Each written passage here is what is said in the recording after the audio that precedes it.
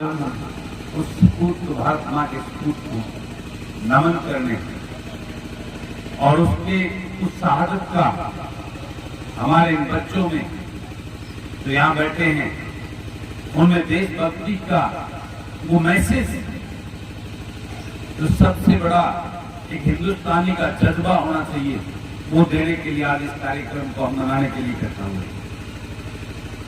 तो मैं यही कहना चाहूंगा कि आज मैं भी एक फौजी का बेटा हूं। मेरे फादर साहब ने भी 35 साल बॉर्डर के ऊपर अपनी जिंदगी के जीवन के कीमती समय को इस देश के नाम किया है और उस जज्बे को मैं समझता हूं। मुझे भी वो आर्मी में भर्ती करवाना चाहते थे, उनकी सोच थी मैं आर्मी में जाऊंगा, लेकिन मेरे भाग्य में कुछ और था और मैं आर्मी में नहीं गया। लेकिन आज जिस प्रकार के दौर से ये मेरा देश और प्रदेश गुजर रहा है, हमारे आर्मी के जवान इस बॉर्डर से, विदेशों से तो इस देश की रक्षा कर रहे हैं, हमें सुरक्षित रखे हुए हैं, हम चैन की नींद सोते हैं। लेकिन आज दुर्भाग्य इस बात का है, आज जो अभी डॉक्टर साहब ने कविता सुनाई थी भगत सिंह की, जिन्होंने उन अंग्रेजों से आजाद करवाने के लिए इस प्रकार का जज्बा अपने प्राणों की आहुति दी थी, लेकिन आज हम ऐसी विकट स्थिति से गुजर रहे हैं। वो गोरे अंग्रेज चले गए, उनसे तो हम आजाद हो गए, लेकिन दुर्भाग्य से मुझे कहना पड़ रहा है आज हम काले अंग्रेजों की गिरफ्त में आ गए हैं, जो हमारे पॉलिटिशियन जिन्होंने आज इतना दंड फैला दिया है कि आज हम अपने समाज में, अपने देश के अंदर असुरक्षित होते जा रहे हैं। उसी भावना को समझते हुए मैं बॉर्डर पर तो नहीं जा सका एक जवान बनकर, लेकिन एक फौजी का बेटा होने के नाते ये देश के अंदर बैठे इन काले अंग्रेजों से इस देश को, समाज को मुक्त कराने का बेड़ा उठाकर मैं इस राजनीति में दंड साफ करने का बेड़ा जरूर आगे बढ़ाऊंगा।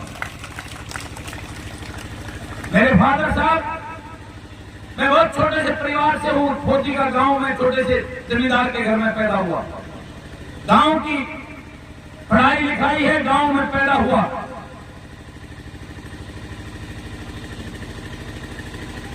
लेकिन मेरे फादर साहब बहुत ईमानदार अफसरों में गिनती होती होंगी। उन्होंने अपनी जिंदगी में कभी एक पैसा नहीं खाया, उन्होंने रिक्रूट भर्तियों में निकाले। मेरे गांव मोहन के सभी रिश्तेदारों करीबन 300 साढ़े 300 बच्चे उन्होंने भर्ती, कभी किसी का चाय का कप नहीं पिया। अपनी तनख्वाह से हम 5 भाई बहन हमें पढ़ा लिखाया, मेरे पास ये और कुछ नहीं, अपना कुछ कर लेना। और रिटायरमेंट के बाद जब उनको जो रिटायरमेंट का पैसा मिला था, उससे एक पुराना ट्रक लेकर मैंने काम शुरू किया, तो उस ट्रक को खुद चलाता था रात को मैं। लेकिन उस फादर साहब की, माँ बाप की ईमानदारी कमाई, उनके जज्बे से मैंने मेहनत करके भाइयों ने, हमने एक ट्रक से बढ़ा करके इस लेवल पे पहुंचे। और जब ये भगवान ने उस लेवल पे पहुंचा दिया कि अपने बच्चों का रोजी रोटी का तो इंतजाम परमात्मा ने, प्रभु की कृपा से, मेरे माँ बाप के आशीर्वाद से हो गया। लेकिन वो तरफ गांव के गरीब के लिए इस मिट्टी की, जो उनके साथ ये पॉलिटिकल लोग जिस प्रकार का शोषण कर रहे हैं, उनको सिर्फ वोट लेने की मशीन समझते हैं और अपने घर भरने का काम कर रहे हैं, उससे उनको मुक्ति दिलाने का जज्बा लेकर मैं इस राजनीति में आया। मेरे से पहले मेरे खानदान में किसी ने पंचायत मेंबर का भी चुनाव नहीं लड़ा था, सोचा भी नहीं था लड़ने की। मेरे फादर बहुत चिढ़ते हैं, गालियां देते हैं पॉलिटिशियनों को। मुझे भी जब मैंने जिक्र किया तो उन्होंने ये कहा, 2 पैसे कमा लिए, तेरा दिमाग खराब हो गया, काम कर, तो अपनी ईमानदारी से अपना काम नहीं करना चाहता, तेरा दिमाग खराब होकर तू चोरी के रास्ते में जाना चाहता है। मैंने उनकी सौगंध खाई थी कि आपका बेटा हूं, इस सिस्टम को बदलने के लिए ईमानदारी से आगे बढ़ूंगा। और आज मुझे इस बात का गर्व है, मेरे पिताजी 90वें साल में हैं, वो मेरे से सेटिस्फाई कि मैं सही कर रहा हूं। मुझे इस बात का संतोष है कि मेरे फादर साहब, मेरी मदर, मेरे जिस प्रकार की राजनीति मैं कर रहा हूं, मुझे कठिनाइयां झेलनी पड़ रही हैं, मुझे दिक्कतें भी आ रही हैं, लेकिन मैं एक कसम लेके चला हूं, इस राजनीति में कुछ परिवर्तन करके रहूंगा। और उसी जज्बे को लेकर मैं चाहता तो मैं भी हजारों करोड़ रुपए कमा लेता। मुझे मंत्री पद की ऑफर थी 3 साल पहले, लेकिन उस मंत्री पद का क्या करता जिसमें लूट और झूठ के नीतियां बढ़ती हों, किसान मजदूर को बर्बाद करने की नीतियां बढ़ती हों, जिसमें मेरे इन बच्चों का भविष्य सुरक्षित ना हो उसकी ऐसी नीतियां बढ़ती हों, जिसमें इस प्रदेश को बेरोजगारी पर धकेलने की नीतियां बढ़ती हों। मैंने ऐसे मंत्रिमंडल को ठुकरा दिया। मैंने इस सरकार की गलत नीतियों के खिलाफ, मैं पहली बार का विधायक हूं, मैंने विधानसभा को एमएलए बनने के बाद अंदर से देखा, उससे पहले कभी विधानसभा को भी नहीं देखा था मैंने। लेकिन 4 साल के अंदर आज पूरा हरियाणा प्रदेश महम के विधायक को जानता है। शायद मंत्रियों को नाम नहीं जानते होंगे, लेकिन महम के विधायक को हर वो जो थोड़ी सी भी इंटरेस्ट राजनीति में रखता है वो महम के विधायक को जानता है और मेरा सम्मान करता है। ये मैंने महसूस किया और देखा है। पूरे प्रदेश से लोगों के फोन आते हैं, मुझे मैसेज आते हैं, ऐसा क्या है मेरे अंदर। मैं तो मेरे बाप दादा कोई ना मंत्री ना मुख्यमंत्री रहे, कोई सिर्फ मेरी सच्चाई और मेरे लोगों के लिए वो दर्द जो मेरे दिल में है, जिसको लेकर उस विधानसभा में मैं बोलता हूं, उस बात को समझते हुए लोग मेरा सम्मान करते हैं। पूरे प्रदेश से मेरे पास फोन आते हैं कि बलराज भाई आप आगे बढ़ो, आपकी जरूरत है। मैंने क्या किया, मैंने महम के अंदर जैसा परमात्मा ने मुझे दिया, मेरे माँ बाप के आशीर्वाद से मैंने उन बेटियों को पढ़ाने का काम किया, उनको बसें चलाने का काम किया, या और छोटी मोटी, बाकी तो हरियाणा प्रदेश में मैंने कुछ नहीं किया। अभी 2-4 बस आपके जुलाने में चली है, वो भी अभी चली है 2-3 में। आप मेरे सम्मान में बैठे, मैंने क्या देखी है जुलाने में, लेकिन मेरी सच्चाई और मेरा दर्द जो मेरे दिल में है इस प्रदेश के लिए, मेरे युवाओं के लिए, मेरे किसान के लिए, मेरे गरीब के लिए, जिसके लिए मैं लड़ता हूं, उस पीड़ा और दर्द को से मैं इस प्रदेश को जगाने निकला हूं। और मैं आपको बताने निकला हूं, जिस सुरवीर को श्रद्धांजलि देने के लिए हम यहाँ इकट्ठे हुए हैं, क्या उस संजीव लाठर ने अपने प्राणों की आहुति इसलिए दी थी कि मेरे इस प्रदेश को ये लुटेरे राजघराने लूट लूट कर अपने घर भरते रहे और मेरे ग्रामीण अंचल के युवाओं का कुछ देखने सुध लेने वाला ना हो, इनके रोजगार के लिए रास्ते बंद हो गए हों, स्वास्थ्य सेवाएं बंद हो गई हों, स्कूल बंद करने की तरफ चल पड़े होंगे, क्या इसलिए इन्होंने अपने प्राणों की आहुति दी? ऐसे हरियाणा के लिए, ऐसे देश के लिए। तो इसलिए हम सबको जागना होगा, आपको जगाने के लिए। और मैं उस फौजी का बेटा बॉर्डर पे नहीं, इस समाज में बैठे हुए, हमारे बीच में बैठे हुए इन काले अंग्रेजों के खिलाफ मेरी लड़ाई है, तो इस देश और प्रदेश को धोखा कर रहे हैं। उसके लिए आपका इस प्रदेश का साथ मांगने आया हूं। ये सच्ची श्रद्धांजलि है। वो भगत सिंह ने क्या उसकी आत्माओं पर बैठी आज देख कर रो नहीं रही होगी? मैंने किस भारत का सपना देखकर अपने प्राणों की आहुति दी थी? ये भारत जिसको गोरे अंग्रेज चले गए और काले अंग्रेजों ने कब्जा करके मेरे प्रदेश का और देश का शोषण कर रहे हैं। जिस संजीव लाठर ने आर्मी में ऑफिसर रहते अपने प्राणों की आहुति दी, आज इस सरकार ने उस फौज को ही खत्म करने की नीतियां बना दी, अग्निवीर जैसे योजनाएं लाकर।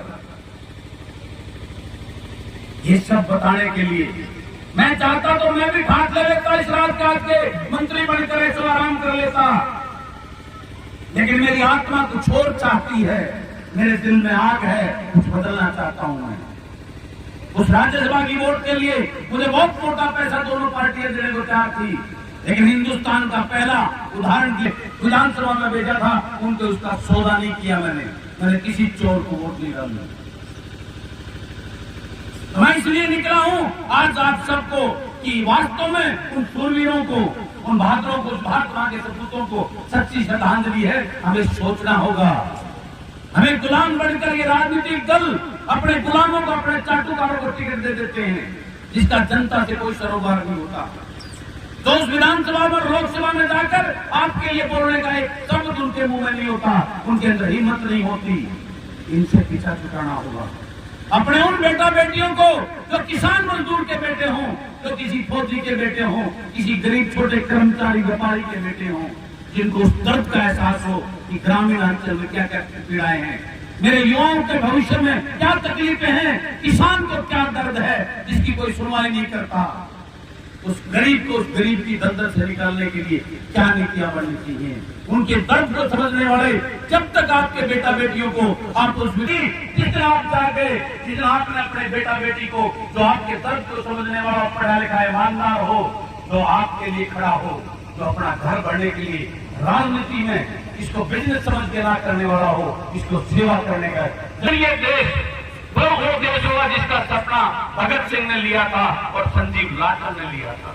कहते हैं हरियाणा के बारे में, वो मेरा हरियाणा जहां दूध दही का खाना, छत्तीस बिरादरी का भाईचारा और सबका साथ वाला हरियाणा होगा, एक खुशहाल हरियाणा होगा। तो मैं ये जज्बा लेकर एक फौजी का बेटा निकला है। असली श्रद्धांजलि मैं यही मानता हूं अपने उन बहादुर भारत मां के सपूतों के लिए, जिन्होंने जिस देश के लिए आहुति दी, प्राणों की आहुति दी। हम उस देश और प्रदेश को उनकी सोच का, उनके सपनों का देश और प्रदेश बनाने की सोच लेकर आगे बढ़े। तो इसी मुहिम को लेकर मैं निकला हूं कि फौजी के बेटे, किसान के बेटे, गरीब के मजदूर के बेटे, पढ़े लिखे बेटा बेटी, जिनके अंदर एक जज्बा हो जन सेवा का, आपने सबको देख लिया, कांग्रेस को देख लिया आपने, सब अपने बेटा बेटी को मंत्री और मुख्यमंत्री बनाने की लड़ रहे हैं। आपके बेटों की चिंता किसी को नहीं है। ये बीजेपी वाले, जेजेपी वाले कब तक ये राजनीति देवीलाल के नाम पे, छोटूराम के नाम पर, किन राजघरानों के नाम पर देते रहोगे? इस राजनीति को बंद करके असली डेमोक्रेसी वही है जो जनता के लिए काम करते हो और जनता का अपना बेटा हो, जो जनता की पसंद हो। इनके द्वारा थोपे हुए उन राजनीतिक प्रतिनिधियों को ठुकराकर अपनी सोच के अपने बेटा बेटी को आगे लेके आओ। यही जज्बा लेकर मैं इस राजनीति में निकला हूं, इस प्रदेश को जगाने के लिए। इसलिए मैंने ये नारा दिया है, आपने सबको दिए, देख लिया, एक मौका जन सेवा को देखते दे, एक मौका अपने बेटा बेटी को जो आपके लिए तड़प रखते हो, आपके लिए कुछ करने का जज्बा और सोच रखते हो, उनको देकर देखो, फिर देखना आपका हरियाणा कैसा होगा। ये आपको उसके लिए नहीं बैठना पड़ेगा कि भी किसानों को अपने हक के लिए आंदोलन करना पड़े, युवाओं को अपने रोजगार के लिए आंदोलन करना पड़े। बात करते हैं जब आपकी सरकार होगी, आपके बेटों की सरकार होगी, तो किसी को आंदोलन करने की जरूरत नहीं पड़ेगी। वो आपके बेटा बेटी, वो आपको ऐसी नीतियां बनाकर आपको आपके हक देने का काम करेंगे। उस दिन ये हमारे शहीद ऊपर बैठे, इनकी आत्माएं खुश होंगी कि वाकई में मुझे ये प्रदेश और देश चाहिए। तो मैं पुनः, मेरी बात कोई गलत लगी हो तो मुझे माफ करना, लेकिन मेरे दिल और आत्मा के जज्बात से जो मैं आपके सामने रखना चाहता था, तो उसी बात को लेते हुए मैं अपनी वाणी को विश्राम देता हूं। और पुनः आज के इस कार्यक्रम के आयोजक मैं समस्त ग्रामवासियों को और उस माँ बाप को और अपनी बहन को धन्यवाद करता हूं कि आप सबने भाई संजीव लाटर के उस जज्बे को, उस शहादत को हर साल यहाँ लोगों के बीच में मनाकर इस युवाओं को एक नई प्रेरणा और एक नया जज्बा इनके अंदर देशभक्ति का देने का काम करे। उसके लिए मैं आपको साधुवाद करता हूँ, बहुत बहुत धन्यवाद करता हूँ। सबको प्रणाम। और मेरे मुख से कोई गलत बात किसी को महसूस हुई हो तो मुझे माफ करना, लेकिन ये भाषण नहीं, मेरी अंतरात्मा की वो आवाज थी, वो तड़प थी, वो दर्द था जो मैं आप सबके सामने रखना चाहता हूँ। सबको धन्यवाद।